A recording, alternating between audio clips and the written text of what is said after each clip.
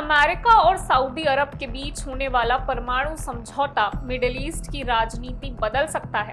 क्या इस डील से इजराइल की सबसे बड़ी रणनीतिक बढ़त कमजोर पड़ सकती है? और आखिर क्यों प्रधानमंत्री बेंजामिन नेतन्याहू के लिए इसे नई चुनौती माना जा रहा है? आइए आसान भाषा में पूरी कहानी समझते हैं। रिपोर्ट्स के मुताबिक अमेरिका और सऊदी अरब के बीच एक असैन्य यानी सिविल न्यूक्लियर समझौते पर चर्चा हो रही है। अब तक अमेरिका का रुख ये माना जाता था कि अगर सऊदी अरब को ऐसी परमाणु तकनीक दी जाएगी तो उसके साथ एक बड़ी शर्त भी होगी। वो शर्त थी सऊदी अरब इजराइल के साथ अपने रिश्ते सामान्य करे और क्षेत्रीय समझौते का हिस्सा बने। लेकिन अब तस्वीर कुछ अलग दिखाई दे रही है। विश्लेषकों का कहना है कि अमेरिकी राष्ट्रपति डोनाल्ड ट्रंप का रुख इस मुद्दे पर पहले की नीति से अलग माना जा रहा है। चर्चा ये है कि सऊदी अरब को असैन्य परमाणु सहयोग देने की दिशा में आगे बढ़ा जा सकता है, बिना इस बात की पक्की गारंटी लिए कि वो पहले इजराइल को मान्यता देगा या अब्राहम अकॉर्ड का हिस्सा बनेगा।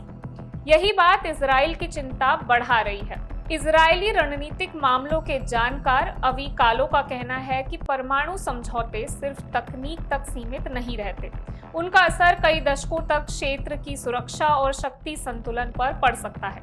इजराइल को डर है कि अगर सऊदी अरब को उन्नत परमाणु तकनीक मिलती है लेकिन बदले में उसे कोई रणनीतिक या सुरक्षा लाभ नहीं मिलता तो क्षेत्र में उसका प्रभाव कमजोर हो सकता है।